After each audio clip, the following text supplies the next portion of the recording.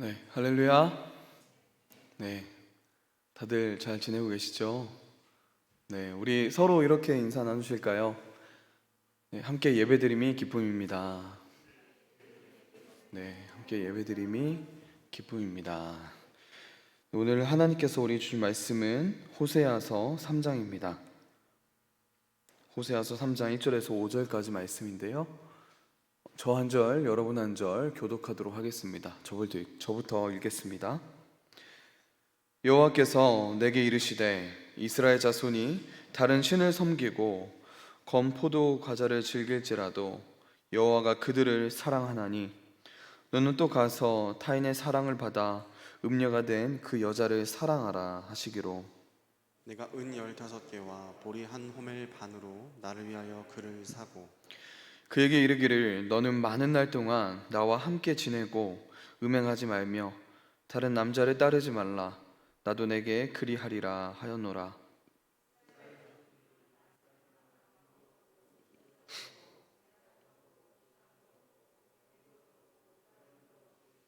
한 목소리 읽겠습니다. 그 후에 이스라엘 자손이 돌아와서 그들의 하나님 여호와와 그들의 왕 다윗을 찾고 마지막 날에는 여호와를 경외함으로 여호와와 그의 은총으로 나아가리라. 아멘. 네, 지난 시간 우리가 예수 그리스도의 노예가 되기 전에 우리가 어떤 상태였는지, 우리가 어떤 상태에서 구원을 받았는지를 함께 나누었습니다. 우리는 죄의 노예였다고 말씀드렸죠. 성경은 우리가 죄의 노예가 된 상태를 어떻게 묘사하고 있습니까? 첫 번째로 죄의 노예가 된 상태는 태어날 때부터 허물과 죄로 죽은 상태입니다. 두 번째로 죄의 노예가 된 상태에서는 하나님과 적대 관계일 뿐만 아니라 저열한 본성의 지배를 받는 삶을 살고 있기 때문에 하나님을 기쁘게 해드릴 수 없습니다. 세 번째로 죄의 노예가 된 상태에서 행하는 의로운 일들은 영적 생명을 얻는데 불충분합니다. 네 번째로 죄의 노예가 된 상태에서는 선을 행할 수 없습니다. 즉 우리가 하는 모든 일들은 하나님 앞에서 악한 것입니다. 마지막으로 죄의 노예인 우리는 하나님과 단절되어 있으며 그에 대한 결과는 죽음입니다. 오늘은 우리가 죄의 노예에서 어떻게 그리스도의 노예가 되었는지에 대해 함께 나누려고 합니다. 하나님은 죄의 노예였던 우리를 건져내셔서 하나님의 노예로 삼아 주셨습니다. 여기서 중요한 것은요, 하나님께서 우리에게 먼저 다가와 주셨다는 거예요. 이 사실이 굉장히 중요합니다. 사도 요한은요, 이 사실을 사랑으로 표현했어요. 우리 요한일서 4장 10절과 19절을 함께 읽겠습니다. 시작. 사랑은 여기 있으니 우리가 하나님을 사랑한 것이 아니요 하나님이 우리를 사랑하사 우리 죄를 속하기 위하여 화목 제물로 그 아들을 보내셨음이니라. 우리가 사랑함은 그가 먼저 우리를 사랑하셨음이라. 아멘. 여러분, 하나님께서 먼저 우리를 사랑하셨습니다. 그 결과 우리는 하나님께 믿음으로 반응할 수 있게 된 것이죠. 죄에서 우리를 구원해내는 문제와 관련해서 하나님께서 모든 것을 시작하셨고요, 모든 것을 성취하셨다는 거예요. 여러분, 하나님의 간섭하심이 없었다면 우리는 여전히 죄의 노예로서 죄의 속박 아래에서 무기력하게 살고 있을 것입니다. 로마 시대에서는 노예가 주인을 선택하지 않았습니다. 그런 사례는 단 한 차례도 없었어요. 언제나 주인이 노예들을 선택했습니다. 노예 시장에서 노예들의 의견과 그들의 의지는 중요하지 않았습니다. 오직 구매자들인 주인들의 의견과 결정만이 중요했어요. 프랜시스 리올이라는 학자는 이렇게 설명했습니다. 노예들은 단순히 상업적 자산이요 물건이었기 때문에 당사자의 한마디 의견 없이도 돈으로 사고 팔거나 소유권을 이전할 수 있었다. 법률상 노예를 양도할 수도 있지만 종종 구매 행위를 통해 양도하는 경우도 많았다. 따라서 주요 노예 시장이 있었던 도시인 고린도의 교회를 대상으로 기록된 고린도 전서에서 그런 이미지를 두 차례 사용하고 있는 것은 흥미롭다. 고린도전서 6장 20절과 7장 23절에서 우리는 값으로 산 것이 되었다는 사실을 배운다. 노예와 구매의 문제에서 노예의 의지는 전혀 중요하지 않았다. 노예 시장에서 노예의 미래를 결정하는 권한은요, 오직 구매자의 손에 달려 있었습니다. 마찬가지로 성경은 하나님께서 먼저 노예들을 선택하셨다고 가르치고 있습니다. 여러분 기억하십시오.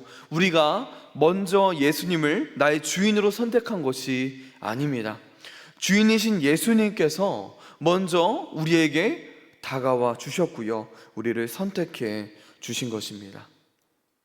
이제 이 죄의 노예가 그리스도의 노예가 되는 이 과정에 대해 좀 더 자세히 이야기를 나누려고 하는데요, 죄의 노예가 그리스도의 노예가 되는 이 과정을 굉장히 생동감 있게 묘사하고 있는 이야기가 있습니다.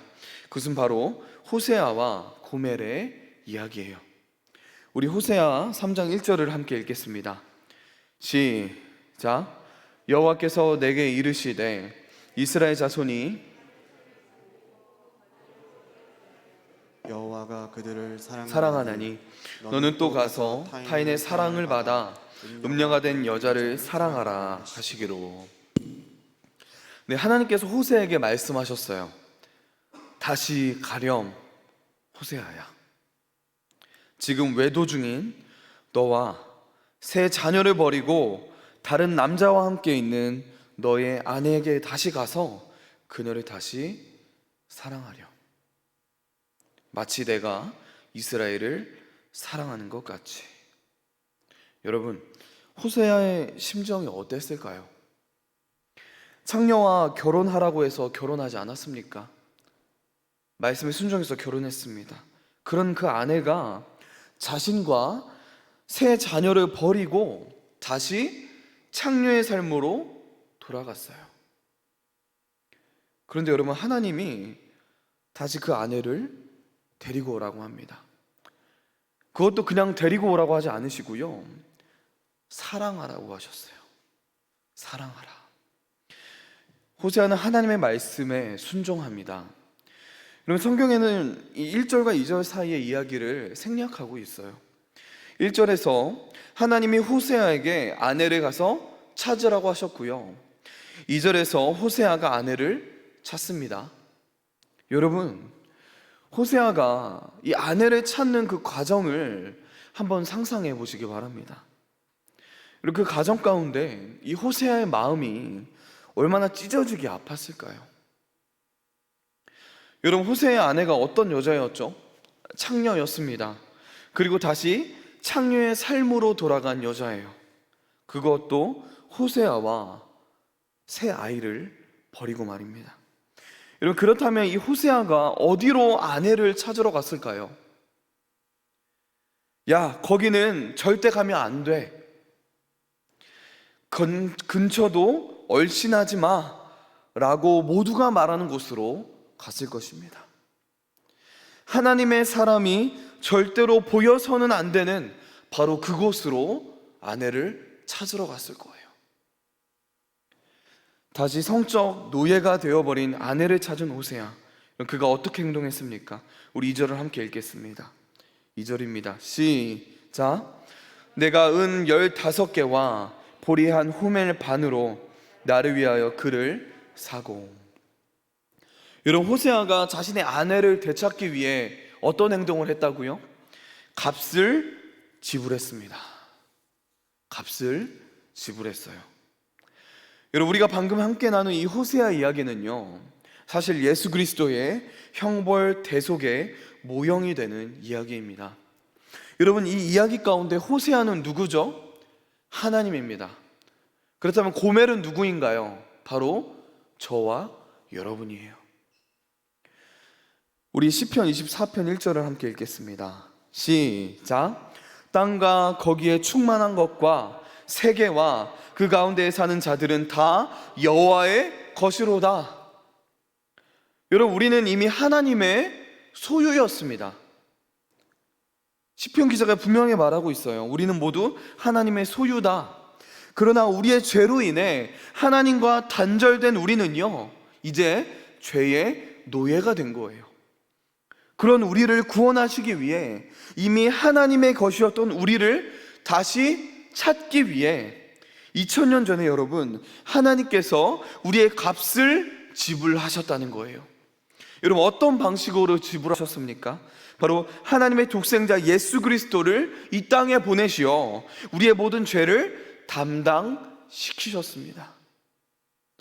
우리의 모든 죄를 담당하신 죄 없고 완전하신 예수 그리스도께서 우리가 지어야 할 그 십자가를 대신 지시고 우리가 흘려야 할 그 피를 대신 흘리셨으며 우리가 맞아야 할 그 채찍과 창을 대신 맞으셨어요.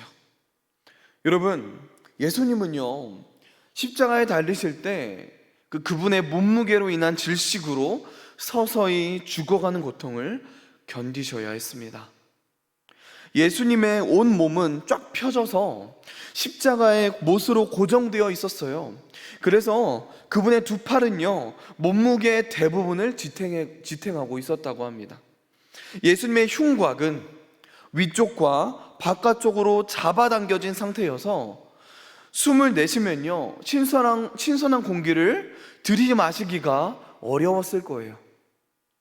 숨을 쉬려면요, 발을 통해 체중 전체를 못 위에 실으며 다리를 들어 올리는 동시에 손을 통해 못을 잡아당겨야 하는 그런 행동을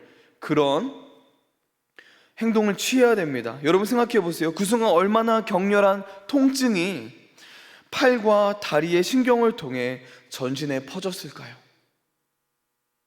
아마도 살점이 벗겨질 만큼 채찍질을 당한 예수님의 등은요, 숨을 쉴 때마다 가시로 뒤덮인 거친 나무 십자가에 긁혔을 것입니다.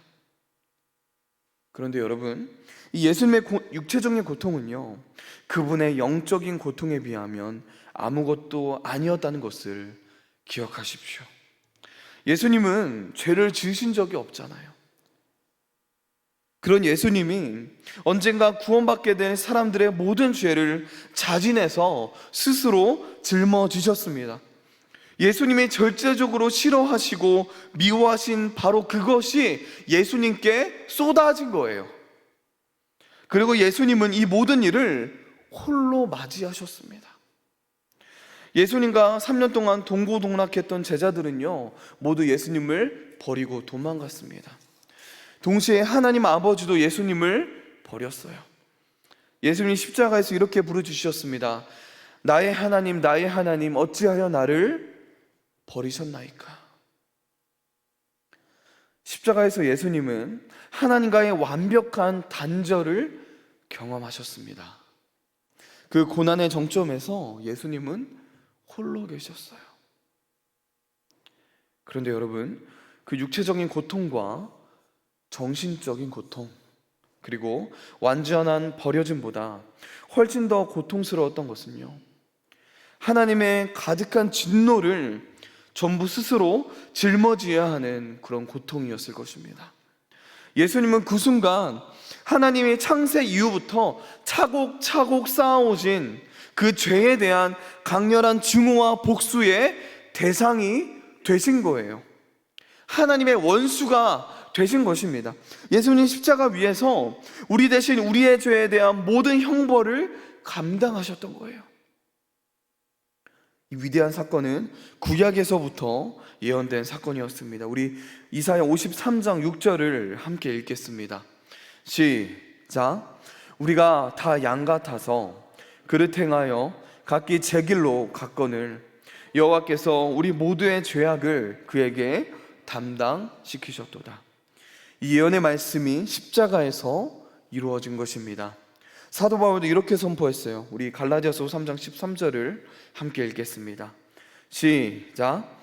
그리스도께서 우리를 위하여 저주를 받은 바 되사 율법의 저주에서 우리를 속량하셨으니 기록된 바 나무에 달린 자마다 저주 아래 있는 자라 하였습니다. 여러분, 이렇게 우리가 받아야 할 그 형벌, 그 저주를 예수님께서 대신 받으시고 하나님과 우리의 사이를 화목하게 하신 것입니다. 예수님은 우리가 받아야 하는 그 죄값을 대신 지불하신 거예요. 그것도 동시에 전액 지불하셨습니다. 이렇게 예수님은요, 죄의 노예였던 우리를 매이고 눈멀고 죽어있던 저와 여러분을 값을 주고 사신 것입니다. 우리는 이 과정을 통해 예수님의 노예가 된 것입니다. 단순히 여러분, 하나님께서 마법 지팡이 한번 휘두르신 게 아니라는 거예요. 우리를 죄의 노예였던 저와 여러분을 예수 그리스도의 노예로 삼으시기 위해 이 희생을 거치게 하셨다는 것입니다. 그렇다면 여러분, 이렇게 죄의 노예에서 예수 그리스도의 노예가 된 존재는요, 새로운 주인이신 예수 그리스도 안에서 어떤 유익을 누릴 수 있을까요? 첫 번째로 우리는 참된 자유를 누릴 수 있게 되었습니다. 우리는 구속이라는 하나님의 선물로 죄악의 그 압제와 결과로부터 구원을 받았습니다. 비록 우리가 아직 죄의 영향력 아래에 있긴 합니다. 영향을 받긴 합니다. 그러나 언젠가는 죄악 그 자체로부터 완전히 구원을 받게 될 거예요. 그러므로 우리는 더 이상 우리의 옛 주인을 두려워할 필요가 없는 것입니다. 하나님의 진노를 두려워할 필요가 없다는 거예요. 우리 로마서 8장 1절에서 2절을 함께 읽겠습니다. 시작. 그러므로 이제 그리스도 예수 안에 있는 자에게는 결코 정죄함이 없나니 이는 그리스도 예수 안에 있는 생명의 성령의 법이 죄와 사망의 법에서 너를 해방하였음이라. 아멘. 예수 그리스도께서 십자가 위에서 죄악과 사단을 이미 이기셨습니다. 그리고 그리스도를 믿는 모든 자를 향한 하나님의 진노라는 형벌을 대신 담당하셨다는 거예요. 예수님의 죽으심은 이렇게 죄악과 두려움으로부터 우리를 해방시키신 것입니다. 이렇게 우리는 여러분 예수 그리스도의 노예가 된 거예요. 그러나 여러분, 여기서 놀랍고 아주 충격적인 사실이 있습니다. 그것은 예수 그리스도의 노예가 된다는 것은요, 동시에 진정한 자유를 얻는다는 사실입니다. 예수 그리스도의 노예가 된다는 것은요, 동시에 진정한 자유를 얻는다는 거예요. 그럼에도 불구하고 우리는 구원받은 것을 면죄부를 얻은 것으로 여겨서는 안 될 것입니다. 이런 구원파를 비롯한 적지 않은 사람들이요, 우리가 그리스도 예수 안에서 자유를 누린다는 것을 잘못 이해한 나머지 어차피 나는 구원받았으니까, 어차피 나는 모든 죄를 용서받았으니까 내 마음대로 살아도 되겠지, 자유롭게 죄를 지어도 된다고 생각해요. 회개할 필요가 없다고 생각합니다. 여러분, 우리가 전에 죄의 노예였을 때 우리는 의에 대하여 자유로웠습니다. 그러나 이제 우리는 값으로 산 것이 되었기에 의에게 종이 되었고 죄로부터 해방되어 하나님께 종이 된 거예요. 우리는 죄로부터 자유로워진 것입니다. 여러분, 이 말은요, 우리가 자발적으로 하나님의 말씀에 자유롭게 순종할 수 있고 의롭게 살 수 있으며 거룩을 추구할 수 있게 되었다는 의미입니다. 여러분, 죄는 모든 주인들 가운데 가장 잔인하고 불의한 주인인 반면에 예수님은 가장 사랑 많으시고 선하시며 자비로운 주인이십니다. 죄는 자기 노예들을 어둠과 죽음에 걸려들게 하는 반면 그리스도는 그리스도와 함께 살리신 모든 자들에게 빛과 생명을 주시는 분이세요. 더 나아가 죄는 속이고 파괴하고 망가뜨리며 삶을 피폐하게 만들지만 여러분, 예수 그리스도는 길이요 진리요 생명으로서 예수 그리스도의 노예의 삶은 영광스럽고 선하며 기쁨이 가득한 삶입니다. 너무나도 다른 삶인 거예요. 여러분, 그리스도 안에 있는 자유는요, 죄를 지을 자유가 아닌 거예요. 여러분, 우리가 가진 자유는 바로 죄로부터의 자유입니다. 하나님의 뜻대로 진리와 거룩 안에서 살아갈 자유인 것입니다. 더글라스 무라는 신약학자가 이렇게 말했어요. 그리스도인의 자유는 자신이 원하는 것을 행할 자유가 아니라 하나님께 기꺼이, 즐거이, 당연히 순종할 자유이다. 또 다른 저명한 신약학자인 리온 모리스 역시 이렇게 설명했습니다. 그리스도 안에서 자유를 얻는다는 그 개념은 근사한 자기 중심성을 갖게 된다는 의미가 아니다. 그리스도 안에서 자유로운 자는 의의 노예가 되었다. 그들은 목적 없는 사람, 목표 없는 사람이 아니다. 그들은 가치 있는 대의를 향해 전적으로 헌신하기 위해 죄악으로부터 자유를 얻었다. 자유를 얻은 자는 도덕적 진공 상태 속에서 헤매지 않는다. 그들은 의의 노예들이다. 참 자유는 죄악의 노예 상태가 종결될 때 시작되며, 죄악의 노예 상태가 종결되기 위해서는 하나님의 노예가 되어야 한다. 두 번째 유익은 무엇일까요? 바로 새로운 주인 안에서 우리는 참된 안식, 참된 쉼을 누릴 수 있습니다. 여러분, 우리가 죄의 노예였을 때는요, 우리에게 안식은 없었습니다. 매번 두렵고 떨며 그렇게 살아야 했어요. 무거운 짐으로 인해 우리의 어깨는 눌려 있었습니다. 걱정, 근심과 두려움이 없는 날은 단 한순간도 없었어요. 여러분, 사실 그건 너무나도 당연한 것입니다. 왜냐하면요, 죄의 노예의 끝은 영원한 멸망이기 때문이에요. 여러분 생각해 보세요. 영원한 멸망으로 가고 있는 그 삶이 어떻게 평안할 수 있겠습니까? 그 영혼이 어떻게 참된 쉼과 안식 속에서 살아갈 수 있었을까요? 불가능한 것이죠. 그러나 여러분, 우리의 새로운 주인이신 예수님께서는요, 우리를 억압하시고 우리를 압제하시는 분이 아닙니다. 우리 위해서 군림하시며 무거운 짐을 지게 하시는 분이 아니라는 거예요.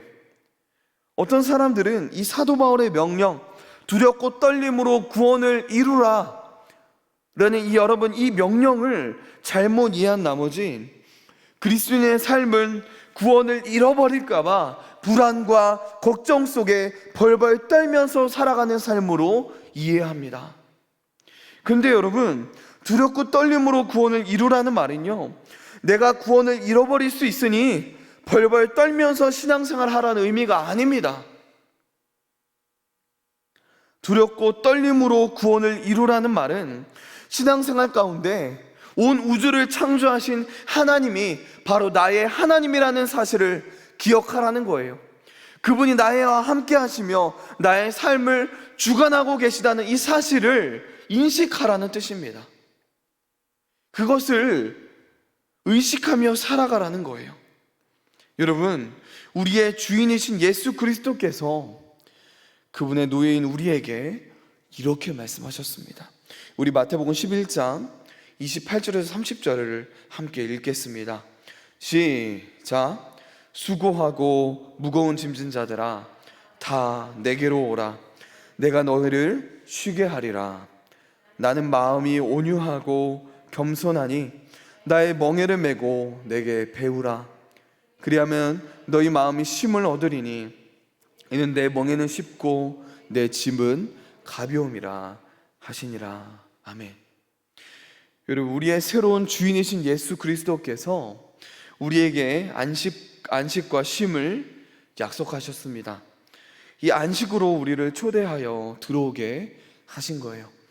여러분, 쉼 없이 돌아가는 이 세상, 현재의 과정한 업무와 장래에 대한 그치지 않는 모든 불안과 염려로부터 예수님은 지금 저와 여러분을 부르십니다. 이 안식으로 참된 자유, 참된 안식과 쉼으로 우리를 초대하세요. 그런데 여러분, 이 안식과 쉼은요, 단순히 미래의 일만이 아닙니다. 우리가 죽고 천국 가서만 누리는 쉼과 안식이 아니라는 거예요. 여러분, 우리의 주인이신 예수 그리스도께서 우리에게 이미 성취하고 완성하신 안식으로 장차 올 세상에서 영원히 누릴 안식을 여러분, 이 땅에서도 누리라고 하십니다. 여러분, 우리가 두려워할 것이 무엇이 있겠습니까? 여러분, 우리가 염려하고 우리가 걱정할 것이 무엇이 있을까요? 여러분, 사도 바울은요, 너무나도 논리적으로 우리가 두려워하지 않아도 되는 그 이유를, 우리가 걱정하지 않아도 되는, 우리가 염려하지 않아도 되는 그 이유를 말해주고 있습니다. 로마서 8장 31절 그리고 32절을 제가 읽겠습니다. 그런즉 이 일에 대하여 우리가 무슨 말을 하리요? 만일 하나님이 우리를 위하시면 누가 우리를 대적하리요? 자기 아들을 아끼지 아니하시고 우리의 모든 사람을 위하여 내주신 이가 어찌 그 아들과 함께 모든 것을 우리에게 주시지 아니하겠느냐? 여러분, 사도 바울이 우리에게 이렇게 말하고 있어요. 아니, 하나님이 자기 아들 예수 그리스도를 아끼지 않으시고 우리의 죄의 문제를 위해 내어 주셨는데 무엇을 걱정하냐고. 자기 아들마저도 내어주신 그 하나님께서 우리를 위하신다면, 우리 편에 서신다면, 그분께서 우리와 함께 하신다면 그 어떤 존재가 우리를 대적할 수 있겠냐고 오늘 말하고 있는 것입니다. 여러분, 이렇게 하나님께서 우리를 위하시기 때문에, 우리와 함께 하시기 때문에 어떤 일들이 일어날까요? 우리 33절에서 39절까지의 말씀을 교독하겠습니다. 저부터 읽겠습니다. 누가 능히 하나님께서 택하신 자들을 고발하리요? 의롭다 하신 이는 하나님이시니 누가 정죄하리요? 죽으실 뿐 아니라 다시 살아나신 이는 그리스도 예수시니 그는 하나님 우편에 계신 자요 우리를 위하여 간구하시는 자시니라. 누가 우리를 그리스도의 사랑에서 끊으리요?